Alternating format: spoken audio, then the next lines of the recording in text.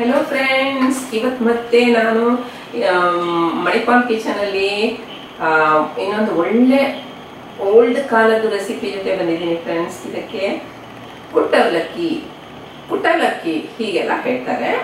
ಇದು ಇಲ್ಲಿ ಉಡುಪಿ ಮಂಗಳೂರು ಕಡೆ ಮಾಡೋದು ತುಂಬಾ ಕಮ್ಮಿ, ಬಟ್ ನಾರ್ತ್ ಕರ್ನಾಟಕದಲ್ಲಿ ಮಾಡ್ತಾರೆ. ನಾರ್ತ್ ಕೆನರಾದಿಂದ ಮೈಗ್ರೇಟ್ ಆಗಿ ಇಲ್ಲಿ ಸೌತ್ ಕೆನರಾಗೆ ಬಂದವರು ಖಂಡಿತ ಮಾಡ್ತಾರೆ. ಇದು ಒಂದು ತುಂಬಾ ಆರೋಗ್ಯಕರ ರೆಸಿಪಿ. ಅವಲಕ್ಕಿನ ಜಸ್ಟ್ ರೋಸ್ಟ್ ಮಾಡಿಬಿಟ್ಟು ಇದಕ್ಕೆಲ್ಲ ಕೆಲವು ಒಳ್ಳೊಳ್ಳೆ ಇಂಗ್ರೀಡಿಯೆಂಟ್ಸ್, ಹುರುಗಡ್ಲೆ, ಕಡಲೆಕಾಯಿ ಬೀಜ, ಸ್ವಲ್ಪ ಕೊಬ್ಬರಿ, ಕೊತ್ತಂಬರಿ, ಜೀರಿಗೆ ಹೀಗೆಲ್ಲ ಹಾಕ್ಬಿಟ್ಟು ಎಲ್ಲ ಒಟ್ಟಿಗೆ ಹುರಿದು ಪುಡಿ ಮಾಡಿ ಮಿಕ್ಸಿಗೆ ಹಾಕ್ಬಿಟ್ಟು ಒಂದು ಒಗ್ಗರಣೆ ಕೊಡೋದು. ಮತ್ತೆ ಅದನ್ನ ಯಾವ ತರ ತಿನ್ಬೇಕು ಅಂತಂದ್ರೆ, ಮುಂಚಿನ ಕಾಲದಲ್ಲಿ ಅದಕ್ಕೆ ಮೊಸರು ಹಾಕಿ ತಿಂತಾ ಇದ್ರು. ಚಿಕ್ಕ ಮಕ್ಕಳು ಅಂದ್ರೆ ಅಬೌಟ್ 10-15 ವರ್ಷದ ಮಕ್ಕಳು ಅದಕ್ಕೆ ಚಾ ಅಥವಾ ಕಾಫಿ ಹಾಕ್ಬಿಟ್ಟು ಮಿಕ್ಸ್ ಮಾಡಿ ತಿಂತಾ ಇದ್ರು. ಆದ್ರೆ ಅದಕ್ಕೆ ನಾವು ಈಗ ಏನ್ ಮಾಡ್ತೀವಿ ಅಂದ್ರೆ, ಸ್ವಲ್ಪ ನೀರುಳ್ಳಿ ಮತ್ತೆ ಕೊತ್ತಂಬರಿ ಸೊಪ್ಪು ಹಾಕ್ಬಿಟ್ಟು ತಿಂತೀವಿ. ಕೆಲವರು ಇದಕ್ಕೆ ತೆಂಗಿನಕಾಯಿ ತುರಿ ಹಾಕ್ಬಿಟ್ಟು ತಿಂತಾರೆ. ಕೆಲವು ಜನ ಹಾಗೆ ಹೀಗೆ ಮಾಡ್ಬಿಟ್ಟು ಏನೇನೋ ವೇರಿಯೇಷನ್ ಮಾಡಿ ತಿಂತಾರೆ. ಇದರ ಪ್ರಿಪರೇಷನ್ ನಲ್ಲಿ ಕೂಡ ವೇರಿಯೇಷನ್ಸ್ ಮಾಡ್ತಾರೆ. ನಾರ್ತ್ ಕರ್ನಾಟಕದವರು ಇದಾರಲ್ಲ, ಬಿಜಾಪುರ, ಹುಬ್ಳಿ, ಅವರೆಲ್ಲ ಸ್ವಲ್ಪ ವೇರಿಯೇಷನ್ ಮಾಡ್ತಾರೆ. ಇದು ನಾವು ಮಾಡೋದು ಕುಟ್ಟವಲಕ್ಕಿ, ಅವ್ರು ಮಾಡೋ ಕುಟ್ಟವಲಕ್ಕಿಯಲ್ಲಿ ಸ್ವಲ್ಪ ಡಿಫ್ರೆನ್ಸ್ ಇರುತ್ತೆ, ಬಟ್ ಫಿನಿಶ್ ಪ್ರಾಡಕ್ಟ್ ಒಂದೇ ತರ ಇರುತ್ತೆ ನೋಡಕ್ಕೆ. ಒಂದೋ ಎರಡೋ ನಾವು ಅವರು ಕಡಲೆಕಾಯಿ ಬೀಜನ ಹುರಿದು ಪುಡಿ ಮಾಡ್ತಾರೆ, ನಾವು ಹುರಿದು ಬಿಟ್ಟು ಅದಕ್ಕೆ ಡೈರೆಕ್ಟ್ ಆಗಿ ಒಗ್ಗರಣೆ ಹಾಕ್ತೀವಿ. ಇಷ್ಟೇ ಅದರದ್ದು ಡಿಫ್ರೆನ್ಸ್. ಆದ್ರೆ ತುಂಬಾ ಒಳ್ಳೇದು ಫ್ರೆಂಡ್ಸ್. ಅವಲಕ್ಕಿ ಅಲ್ವಾ, ಸೂಪರ್ ಫುಡ್. ಇದ್ರದ್ದು ಗ್ಲೈಸಮಿಕ್ ಇಂಡೆಕ್ಸ್ ಅಕ್ಕಿಗಿಂತ ಕಮ್ಮಿ, ಬಟ್ ಇದು ಡಯಾಬಿಟಿಕ್ ಪೇಷಂಟ್ಸ್ ಕೂಡ ಒಂದು ಲಿಮಿಟ್ ಅಲ್ಲಿ ತಿನ್ಬೋದು ಅಲ್ವಾ. ಯಾಕಂದ್ರೆ ಇದರಲ್ಲಿ ತೌಡಿನ ಅಂಶ ಇರ್ತದಲ್ವಾ, ಇದರಲ್ಲಿ ಫೈಬರ್ ಜಾಸ್ತಿ ಅವಲಕ್ಕಿಯಲ್ಲಿ. ಇದು ಡಯಾಬಿಟಿಸ್, ಇದು ಶುಗರ್ ಮ್ಯಾನೇಜ್ ಮಾಡ್ತದೆ, ವೆಯ್ಟ್ ಮ್ಯಾನೇಜ್ ಮಾಡ್ತದೆ, ಆರೋಗ್ಯಕ್ಕೆ ತುಂಬಾ ಒಳ್ಳೇದು.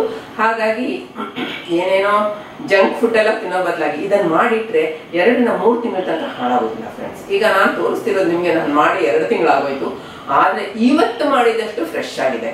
ಚೆನ್ನಾಗಿ ಲೋ ಫ್ಲೇಮಲ್ಲಿ ಹುರಿದ್ಬಿಟ್ಟು ಎಲ್ಲ ಮಾಡಿದ್ರೆ ತುಂಬಾನೇ ಚೆನ್ನಾಗಿರುತ್ತೆ.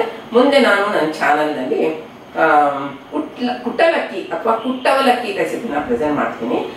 ದಯಮಾಡಿ ವಿಡಿಯೋನ ಮೊದಲಿಂದ ಕೊನೆ ತನಕ ನೋಡಿ. ನನ್ನ ಚಾನಲ್ಗೆ ಸಬ್ಸ್ಕ್ರೈಬ್ ಮಾಡಿ, ಸಪೋರ್ಟ್ ಮಾಡಿ. ಲಿಂಕ್ ನನ್ನ ಫ್ರೆಂಡ್ಸ್ ಜೊತೆ, ರಿಲೇಟಿವ್ಸ್ ಜೊತೆ ಶೇರ್ ಮಾಡಿ. ವಿಡಿಯೋಗೆ ಒಂದು ಲೈಕ್ ಕೊಡಿ ನಿಮಗೆ ನಿಜವಾಗ್ಲೂ ರೆಸಿಪಿ ಇಷ್ಟ ಆಗಿದ್ರೆ. ಮತ್ತೆ ಎಲ್ಲರಿಗೆ ಯಾವುದು ಅಂತಂದರೆ ಕುಟ್ಟವಲಕ್ಕಿ ಅಂತ ಹೇಳ್ತಾರೆ. ಇದು ತುಂಬ ಹಳೆ ಕಾಲದ ರೆಸಿಪಿ ಫ್ರೆಂಡ್ಸ್. ಇದು ಮರ್ತೋಗಿರೋ ರೆಸಿಪಿ. ನಮ್ಮ ಅತ್ತೆಯವರು ಯಾವಾಗಲೂ ಮಾಡಿ ನನ್ನ ಮಕ್ಕಳಿಗೆಲ್ಲ ಕೊಡ್ತಾಯಿದ್ರು. ನನಗೆ ಈಗ 70 ಇಯರ್ಸು.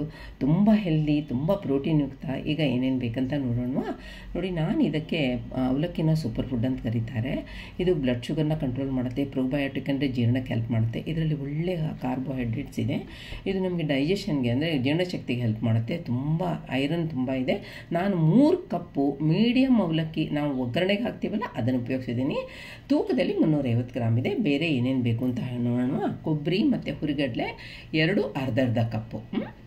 ಹಾಗೆ ಅಚ್ಚ ಖಾರದ ಪುಡಿ 2 ಟೇಬಲ್ ಸ್ಪೂನ್ ಹಾಕಿದ್ದೀನಿ. ಕೊತ್ತಂಬರಿ ಬೀಜ 2 ಟೇಬಲ್ ಸ್ಪೂನು. ಹಾಗೆ ಜೀರಿಗೆ 2 ಟೀ ಸ್ಪೂನು. ಬೆಲ್ಲ ರುಚಿಗೆ ತಕ್ಕಷ್ಟು ಹಾಕಲೇಬೇಕು. ಹಾಗೆ ರುಚಿಗೆ ತಕ್ಕಷ್ಟು ಉಪ್ಪು ಮತ್ತು ಹುಣಸೆಹಣ್ಣು, 1 ನೆಲ್ಲಿಕಾಯಿ ಸೈಜ್ದು. ಇಷ್ಟು ಅವಲಕ್ಕಿದು ಮಾಡಲಿಕ್ಕೆ. ಹಾಗೆ ಬೇರೆ ಎಲ್ಲ ಇಂಗ್ರೀಡಿಯೆಂಟ್ಸ್ ನೋಡೋಣ. ಹುರಿದಿರುವಂಥ ಕಡಲೆಕಾಯಿ ಬೀಜ ತೊಗೊಂಡಿದ್ದೀನಿ. ಹಾಗೆ ಹುರಿಗಡಲೆ 2 ಅರ್ಧ ಕಪ್ಪು. ಹಿಂಗು ಪೌಡ್ರು 2-3 ಚಿಟಿಕಿ. ಒಣಮೆಣಸಿನ್ಕಾಯಿ 2-3. ಮತ್ತು ಚಿಟಿಕಿ 1/5 ಟೀ ಸ್ಪೂನ್ ಟರ್ಮರಿಕ್ ಪೌಡ್ರ್ ಅಂದರೆ ಅರಿಶಿನ ಪುಡಿ, ಸಾಸಿವೆ ಮತ್ತು ಕರ್ಬೇವಿನ ಸೊಪ್ಪು. ಇಷ್ಟೆಲ್ಲ ಕರ್ಬೇವಿನ ಸೊಪ್ಪು ತುಂಬ ಹಾಕ್ಕೊಳ್ಳಿ, ತುಂಬ ಚೆನ್ನಾಗಾಗುತ್ತೆ. ಈಗ ನಾವು ಅವಲಕ್ಕಿನ ಎಷ್ಟಂದ್ರೂ ಮಳೆಗಾಲ ಆಗಲಿ ಯಾವಾಗಲಾದರೂ ಆಗಲಿ ಅದು ಕುರ್ಕುರು ಅಂತ ಕ್ರಿಸ್ಪಿ ಇರಬೇಕು. ಅದಕ್ಕೋಸ್ಕರ ನಾವು ಲೋ ಫ್ಲೇಮಲ್ಲಿ ಇಟ್ಬಿಟ್ಟು ಹುರ್ಕೋಬೇಕಾಗತ್ತೆ. ಹುರ್ಕೊಂಡಿದ್ರಿಂದ ಏನಾಗುತ್ತೆ ಅಂದರೆ ನಮಗೆ ಕಲರ್ ಚೇಂಜ್ ಆಗಬಾರ್ದು. ಕೈಯಿಂದ ಮುಟ್ಟಿದ್ರೆ ಗರಿಗರಿಯಾಗಿರಬೇಕು. ಇದು ವೆಯ್ಟ್ ಲಾಸ್ಗೆ ಹೆಲ್ಪ್ ಮಾಡುತ್ತೆ. ಇದನ್ನು ಒಂದು ಪ್ಲೇಟಿಗೆ ಹಾಕಿಬಿಟ್ಟು ಆರಲಿಕ್ಕೆ ಬಿಡಬೇಕು. ನಾವೀಗ ಆರಿಸಿವೆ ಅದನ್ನು ಪೌಡ್ರ್ ಮಾಡ್ಕೊಳ್ಳೋಕ್ಕಾಗೋದಿಲ್ಲ. ಈಗ ಹುರುಗಡ್ಲೆ ಅರ್ಧ ಕಪ್ ಹಾಕ್ಕೊಳ್ಳಿ. ಅದನ್ನು ಅಷ್ಟೇ ಈಗ ಸ್ವಲ್ಪ ಬಿಸಿ ಮಾಡ್ಕೋಬೇಕಾಗತ್ತೆ ನಾವು. ಕಲರ್ ಚೇಂಜ್ ಆಗಬೇಕಂತಿಲ್ಲ. ಇದು ಪ್ರೋಟೀನ್ ತುಂಬ ಪ್ರೋಟೀನ್ ತುಂಬ ಇದೆ ಇದರಲ್ಲಿ.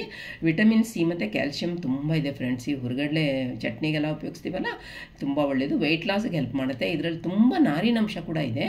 ಇದನ್ನು ಇನ್ನೊಂದು ಬೌಲ್ಗೆ ಹಾಕ್ಕೊಳ್ಳಿ. ಯಾಕಂದರೆ ಬೇರೆ ಬೇರೆ ಹಾಕ್ಕೊಂಡ್ರೆ ಇದು ಸ್ವಲ್ಪ ಲೇಟ್ ಆಗುತ್ತೆ ತಣ್ಣಗಾಗಲಿಕ್ಕೆ, ಅದು ಬೇಗ ಆಗುತ್ತೆ. ಹಾಗೆ ಈಗ ಕೊಬ್ಬರಿ 2/3 ಕಪ್ ಹಾಕ್ಕೊಳ್ಳಿ. ಅದು ನಾನು ತುರಿದಿಟ್ಟಿದ್ದೀನಿ. ಅದನ್ನು ಚೆನ್ನಾಗಿ ಲೋ ಫ್ಲೇಮಲ್ಲಿ ಇಟ್ಬಿಟ್ಟು ಅದು ಸ್ವಲ್ಪ ಗರಿಗರಿ ಆಗಬೇಕು, ಕಲರ್ ಎಲ್ಲ ಚೇಂಜ್ ಆಗೋದು ಬೇಡ. ಇದು ನಮ್ಮ ಬ್ರೈನ್ ಫಂಕ್ಷನ್ನ ಇಂಪ್ರೂವ್ ಮಾಡುತ್ತೆ, ಇಮ್ಯುನಿಟಿನ ಬೂಸ್ಟ್ ಮಾಡುತ್ತೆ. ಇದನ್ನು ಪ್ರಾಸ್ಟೇಟು ಮತ್ತು ಕೋಲೋನ್ ಕ್ಯಾನ್ಸರ್ ಆಗದೆ ಇರೋ ಹಾಗೆ ಮಾಡುತ್ತೆ. ಈಗ ಅದಕ್ಕೆ ಕೊತ್ತಂಬರಿ ಬೀಜ 2 ಟೇಬಲ್ ಸ್ಪೂನ್ ಹಾಕ್ಕೊಳ್ಳಿ.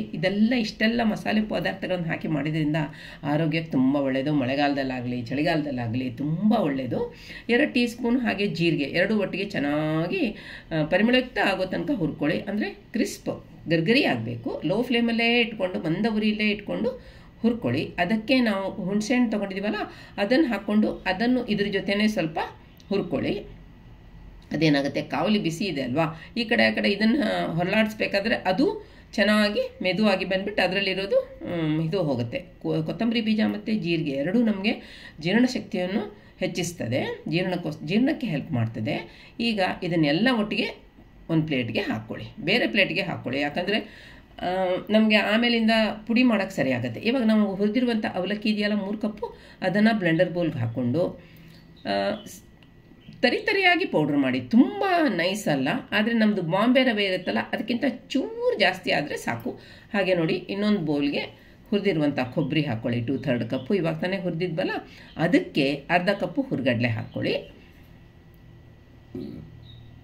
ಅದನ್ನು ಎರಡನ್ನು ಕೋರ್ಸ್ ಅಂದರೆ ತರಿಯಾಗಿ ಪೌಡ್ರ್ ಮಾಡ್ಕೊಳ್ಳಿ.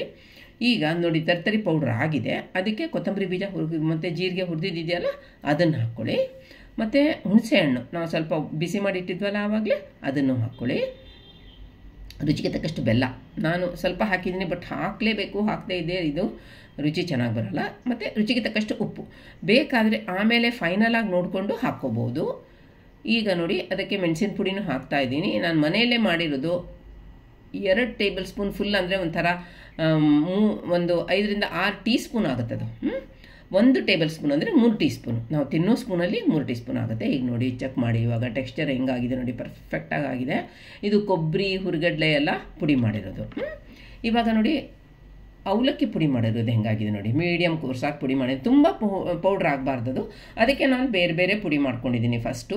ಇವಾಗ ಇದನ್ನು ಅದಕ್ಕೆ ಈ ಪೌಡ್ರನ್ನ ಅದಕ್ಕೆ ಮಸಾಲೆ ಪೌಡ್ರನ್ನ ಅದಕ್ಕೆ ಮಿಕ್ಸ್ ಮಾಡೋಣ. ಅಂದರೆ ಕೊಬ್ಬರಿ, ಹುರಿಗಡ್ಲೆ, ನಿಮ್ಮದು ಉಪ್ಪು, ಬೆಲ್ಲ ಮತ್ತು ಹುಣಸೆಹಣ್ಣು ಎಲ್ಲ ಹಾಕಿದ್ವಲ್ಲ, ಕೊತ್ತಂಬರಿ ಜೀರಿಗೆ ಅದೆಲ್ಲ ಇವಾಗೆಲ್ಲ ಒಟ್ಟಿಗೆ ಪಲ್ಸ್ ಮಾಡ್ಕೊಳ್ಳಿ. ಪಲ್ಸ್ ಮೋಡಲ್ ಮಾಡಿದ್ರೆ ಮೀಡಿಯಮ್ ಫೈನಾಗಿ ಮಾಡಿದ್ರೆ ಕರೆಕ್ಟಾಗಿ ಆಗುತ್ತೆ. ಈಗ ಅದು ಕುಟ್ಟ ಅವಲಕ್ಕಿ ಮಿಕ್ಸ್ ಅಂದರೆ ಇದೇನೇನೆ.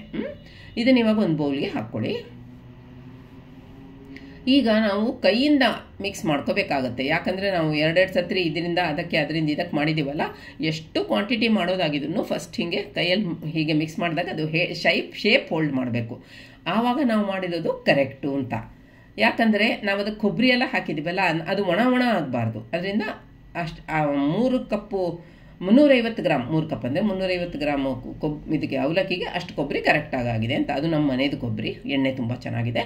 ಇವಾಗ ಎಣ್ಣೆ ಹಾಕ್ಕೊಂಡು ಕೊಬ್ಬರಿ ಎಣ್ಣೆನ ಚೆನ್ನಾಗಿ ಬಿಸಿ ಮಾಡ್ಕೊಳ್ಳಿ. ಬಿಸಿ ಆದಮೇಲೆ 1 ಟೀ ಸ್ಪೂನ್ ಅದಕ್ಕೆ ಸಾಸಿವೆ ಕಾಳು ಹಾಕ್ಕೊಡಿ. ನೋಡಿ ಅದು ಚಟಪಟ ಅಂತ ಇದೆ, ಹೌದಾ? ಹಾಗೆ ಅದಕ್ಕೆ ಇವಾಗ ನಾವಿದು ಹುರಿಗಡ್ಲೆ, ಕಡಲೆಕಾಯಿ ಬೀಜ ಎಷ್ಟು ಹಾಕೋತೀವಲ್ಲ ಅಷ್ಟು ಕುಟ್ಟ ಅವಲಕ್ಕಿ ಚೆನ್ನಾಗಾಗುತ್ತೆ. ನಾನು ಇದರಲ್ಲಿ ಕೊಬ್ಬರಿ ಬಳಸಲಿಲ್ಲ ಫ್ರೆಂಡ್ಸ್. ಅಕಸ್ಮಾತ್ ಕೊಬ್ಬರಿ ಚೆನ್ನಾಗಿಲ್ಲ, ಅಕಸ್ಮಾತ್ ನಾವು ಹುರಿದಿದ್ದು ಚೆನ್ನಾಗಾಗಲಿಲ್ಲ, ಯಾಕಂದರೆ ಸ್ಲೈಸಸ್ ಮಾಡಿ ಹಾಕಬೇಕಲ್ವ, ಅದಕ್ಕೆ ನಾನು ಹಾಕಲಿಲ್ಲ.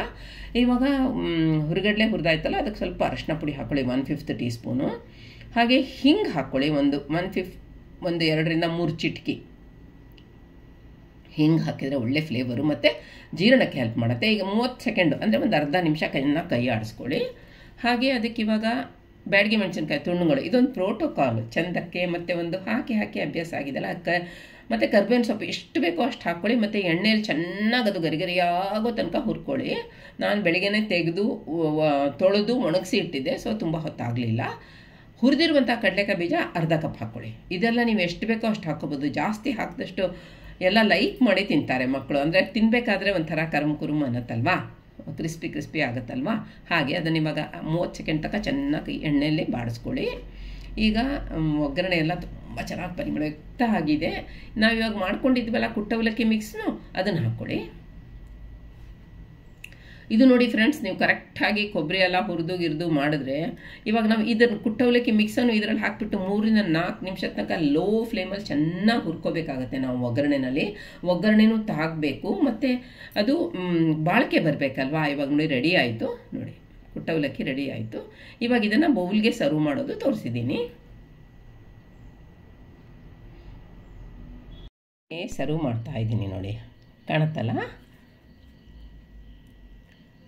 3 ತಿಂಗಳ ತನಕ ಉಳಿಯುತ್ತೆ ಫ್ರೆಂಡ್ಸ್.